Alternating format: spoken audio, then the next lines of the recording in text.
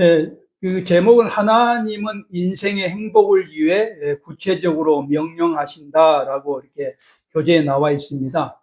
하나님은 인생의 행복을 위해 구체적으로 명령하신다는 말, 이 말을 모르시는 분은 없겠지만 중요한 신학적 의미가 숨겨져 있어요. 그 말이 무슨 말이냐면 성경의 말씀은 하나님을 믿는 구원받은 자들, 그러니까 이미 하나님께로부터 선택을 받아서 영화까지 완성된 자들에게 주신 책이다라는 말인 거죠. 이 책을 믿지 않는 사람에게 준 것이 아니고 믿는 사람에게 준 책이다. 그래서 이 믿는 사람에게 책을 준 이유는 물론 어떻게 너희들이 구원받았는가를 설명하지만 어떻게 사는 것이 바른 삶인가를 알려주기 위해서 성경 66권을 주셨다라는 말이 이쪽 그 제목에 이렇게 포함이 되어 있습니다. 이 오늘 챕터 6는 뭐 계명 시대, 이분은 이제 시대란 말을 좋아하기 때문에 계명 시대다 이렇게 설명을 합니다. 물론 저는 한 50점 맞는다고 생각합니다. 계명이라고 하는 것은 율법이란 말이고 언약이란 말이고 약속이란 말이고 성경 말씀이란 말이잖아요. 그 계명이 정립된 시대다라고 설명하고 있는 거죠. 소위 말하면 시내산에서 모세가 1446년 3월 중순부터 시작을 해서 1445년 2월 10일까지 머물러 있었는데 그때에 하나님과 언약을 맺은 시기, 그러니까 법을 만드는 시기, 율법의 시대였습니다. 그래서 이분은 계명 시대라고 말하고 있는데 그 계명이라고 하는 것이 물론 이때도 선포가 됐지만은 우리가 잘 알고 있는 것처럼 1407년 12월쯤 아다롤이죠. 아다롤의 모압 형제에서 또 이 시내산 법이 그대로 가르쳐지고 또 보완되잖아요. 그러다 보니까 여기만 계명 시대라고 하는 것은 모순이 있다. 또 뿐만 아니라 광야에서도 40년 동안 생활하게 됐는데 그때도 하나님의 법이 계속해서 보완되어집니다. 그래서 이 시대, 시내산에서만의 시대를 계명 시대라고 하는 것은 50점은 맞지만 50점 이상은 줄 수 없다. 이렇게 생각을 하고 있고요.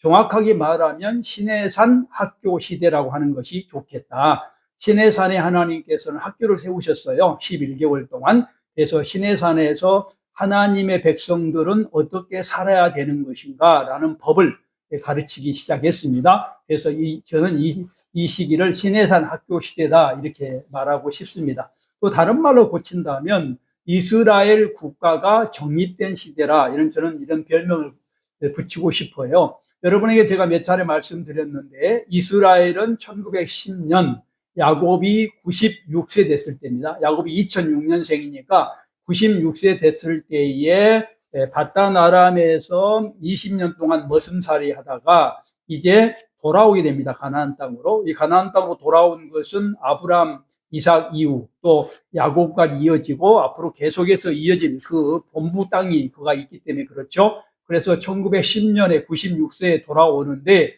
이때 돌아올 때에 야복강을 건너잖아요. 야복강을 건너면서 이스라엘이라고 하는 이름을 갖게 됩니다. 최초로. 그래서 어떻게 보면 이스라엘이라는 나라, 다시 말하면 하나님을 믿는 사람들의 공동체가 1910년에 설립이 됩니다. 근데 이 설립이 되어진 이후에 많은 시간이 흘러서 이때 1446년 3월 중순부터 시작해서 1445년 2월 20일 출발할 때까지 이때에 하나님의 법, 하나님의 나라, 이스라엘의 나라가 법이 정립되어지기 때문에 국가가 정립되기 시작했다. 이렇게 저는 보는 거예요. 그래서 저는 시내산 학교 시대, 이스라엘 국가 정립 시대라고 이름을 붙이겠다. 이렇게 제가 먼저 말씀을 드리겠습니다. 자, 시내산 이야기를 좀 해야 될 것 같습니다. 시내산은 얼마간 체류했다고요? 아까 말씀드린 대로 1446년 3월 달.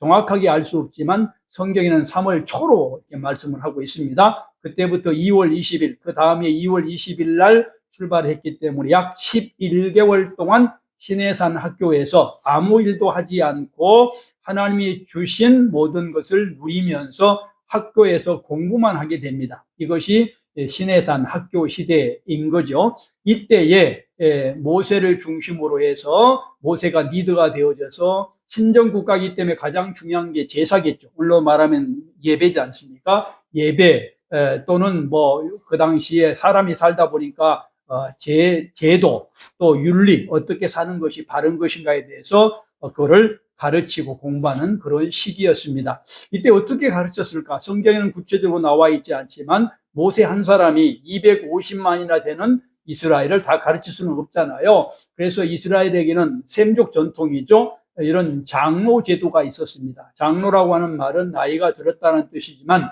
나이만 들어서 장로가 되는 것이 아니고 리더십이 있고 어느 정도 삶이 갖춰진 사람들, 지도자다운 사람들, 이 사람들을 통해서 리더십을 형성했고 나라를 이루었습니다. 이때만 해도 이제 모세 당시니까 12지파가 확립이 되어 있었고요. 그래서 각 지파마다 6명씩 선발을 해서 12지파니까 72명의 장로가 있었습니다. 제가 말씀드렸죠. 6명을 선발한 이유 장로로 7이라는 숫자는 완성 숫자이기 때문에 하나님에게만 붙일 수 있다라는 것입니다. 쉽게 예를 들면 오늘날도 축구 선수들 그 백넘버 있잖아요. 그것을 영구 결별을 해가지고 유명한 사람들, 이런 사람들의 그 등 넘버를 다른 후배들이 안 붙이지 않습니까? 똑같습니다. 하나님은 7이기 때문에 하나님의 숫자를 함부로 쓰면 안 되는 거죠. 그래서 사람들이 최고로 될 수 있는 것은 하나님 아래니까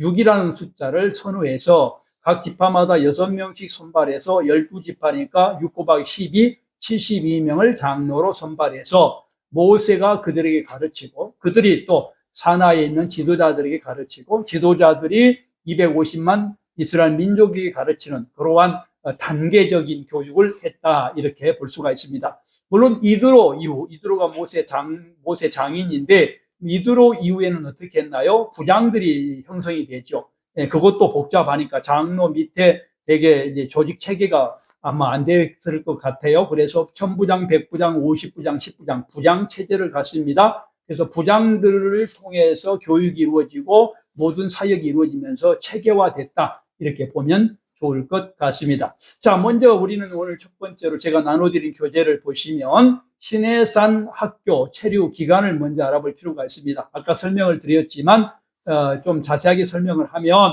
출애굽을 언제 합니까? 주전 1446년 1월이 니산월입니다. 15일에 약 250만이 출애굽을 합니다.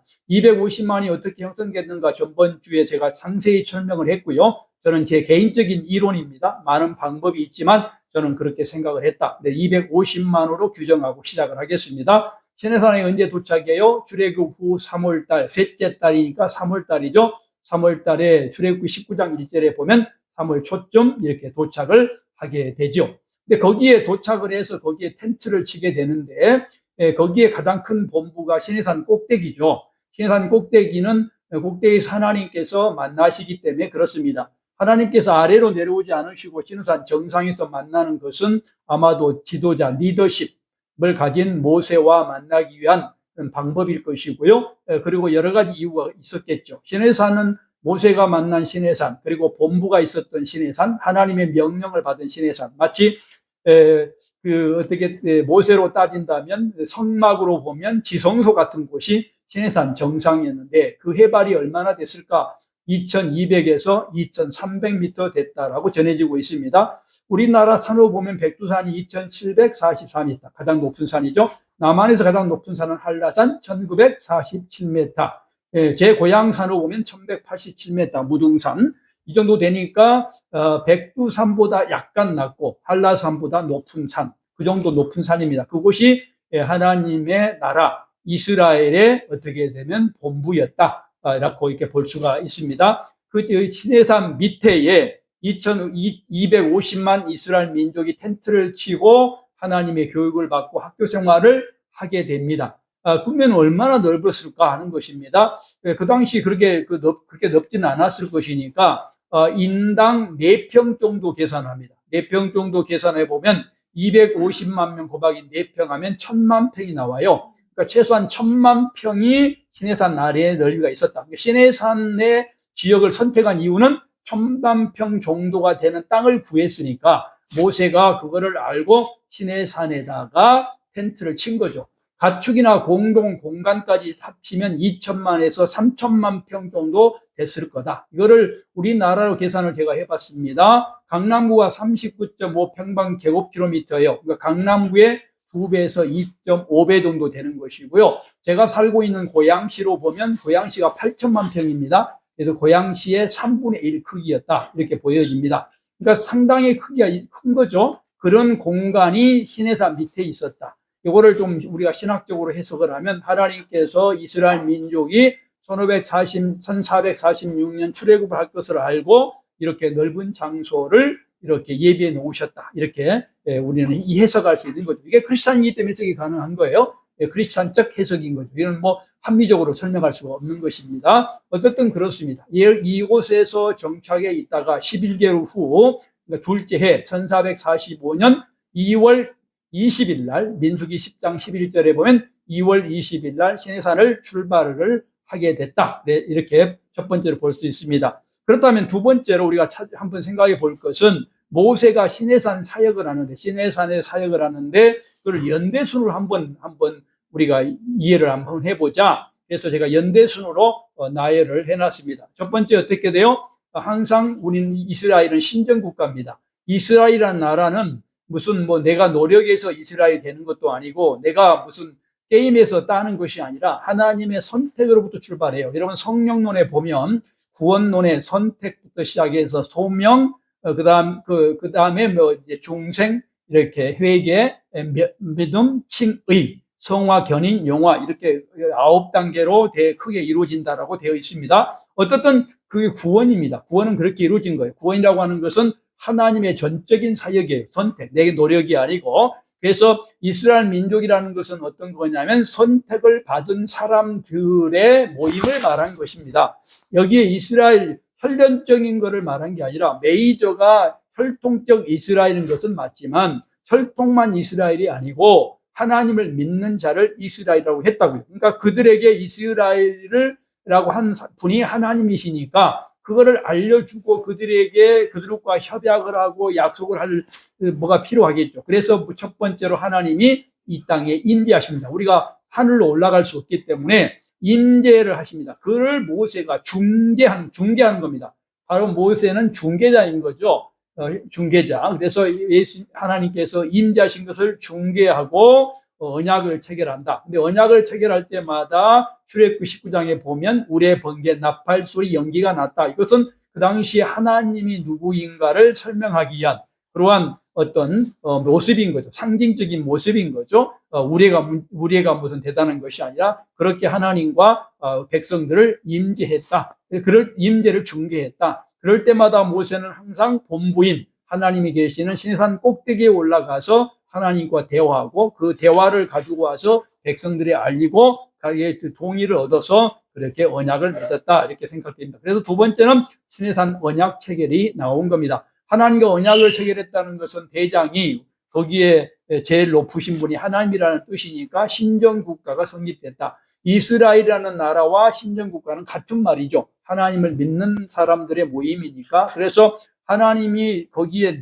최고의 지도자이시기 때문에 약속을 해야 되잖아요. 하나님의 백성은 이렇게 살아야 된다. 우리가 대한민국 사람이기 때문에 헌법을 정해서 헌법을 가지고 약속을 하잖아요. 더 쉬운 얘기로는 빨간불이 켜지면 가지 마라 라는 약속을 하지 않습니까? 그것이 무슨 대단한 과학적인 것도 아니고 약속을 해서 우리가 지키고 있는 거예요. 그래서 마찬가지로 하나님과의 언약을 체결한다. 언약 체결은 가장 중요한 게 뭐냐면 어떻게 살 것인가에 관해서 집중되어 있습니다. 그러니까 언약을 약속을 했으면 이렇게 살아야 된다. 예를 들면 우리 새벽 만나 교회가 있는데 새벽 만나 교회는 일요일 날 11시에 예배를 드린다. 이렇게 약속을 해놨잖아요. 그러니까 새벽 만나계 교인들은 11시에 이곳에 와서 예배를 드려야 되는 거잖아요. 그래야 새벽 만나 교회 교인이 되는 거예요. 그래서 그런 약속을 하게 됐다. 그것이 언약입니다. 언약이 뭐 대단한 무슨 하늘에서 별 떨어진 게 아니고 그렇게 약속을 한 거 당연한 거잖아요. 그러고 나서 그 중에 가장 중요한 언약 중에서 중요한 것이 뭐냐면 십계명입니다. 십계명은 어떤 거냐면 헌법, 좀 더 설명을 더 하겠습니다만은 신정국가 이스라엘을 이루는 데 있어서 이스라엘 민족으로서 사는 중요한 방법이다. 그게 십계명입니다. 십계명은 오늘날로 말하면 헌법이 되는 것이고요. 그리고 십계명이라고 하는 것은 아주 기초적인 그러한 법이다. 이 신정국가 이스라엘의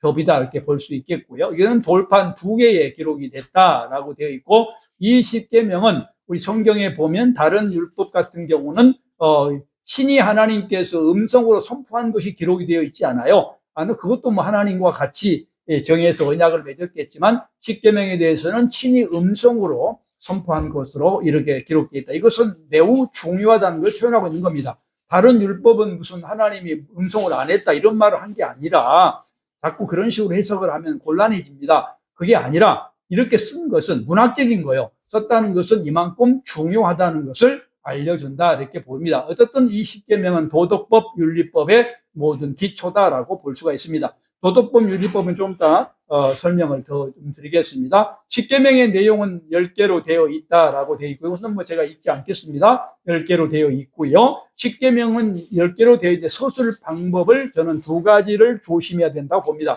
첫 번째, 긍부정 서술입니다. 자, 1절, 3절, 1계명, 1계명, 2계명, 3계명. 6계명부터 10계명까지는 어떤 거요? 부정적, 하지 말라라고 되어 있죠. 예를 들면 너는 나 외에 다른 신들을 내게 두지 말라라고 되어 있잖아요. 10계명에 보면 내 이웃의 집과 아내와 소유를 탐내지 말라, 부정적으로 되어 있습니다.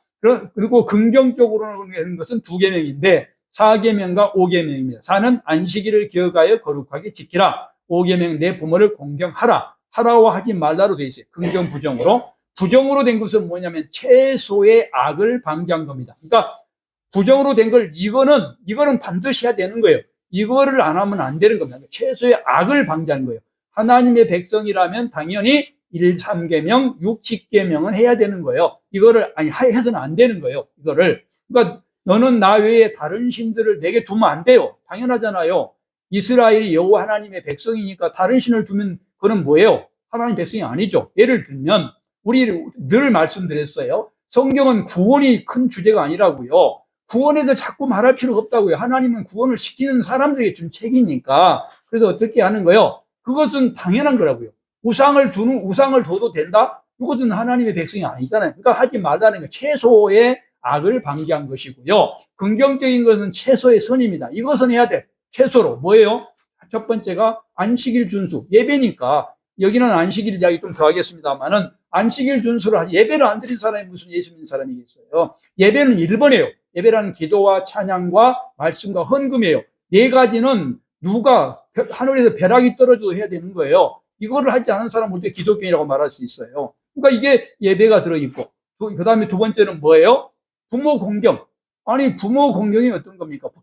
나를 태어나게 해준 부모를 공경하지 않는 사람이 어떻게 예수 믿는 사람이에요? 말이 안 되잖아요. 그러니까 이거는 최소의 선실전. 예수를 믿는다면 당연히 이걸 해야 된다라는 것을 나타나기 위해서 그렇게 여기에 긍정적인 걸 했다. 2번째는 하나님에 관련된 계명은 1계명, 4계명이고 인간관계 계명은 5계명, 10계명이다. 하나님에 관계된 것은 뭐예요? 그게 우상 숭배를 하지 말아라와 관련돼 있고 예배와 관련돼 있잖아요. 당연한 거라고. 우리가 말하면 구원에 관한 거예요. 구원에 관한 이야기가 1부터 4까지야. 너는 이런 사람이야. 정체성을 말해준 거죠. 신약으로 말하면. 그러고 나서 인간관계, 이거는 인간관계가 아니라 당연히 똑같은 거예요. 하나님을 믿는 자는 이렇게 살아야 된다는 거죠. 같은 말을 지금 다르게 쓴 거예요. 어떤 분은 하나님과 관련된 거 4계명까지는 대단한 것이고 5계명, 10계명까지는 무슨 약간 인간관계이기 때문에 수준이 낮다라고 말하는데 그게 아니라고. 예수님 말씀하시잖아요. 하나님 사랑과 어떤 사람, 이웃 사랑 설명을 분명히 하고 계시잖아요. 그런 의미다라는 것을 알면 될 것 같습니다.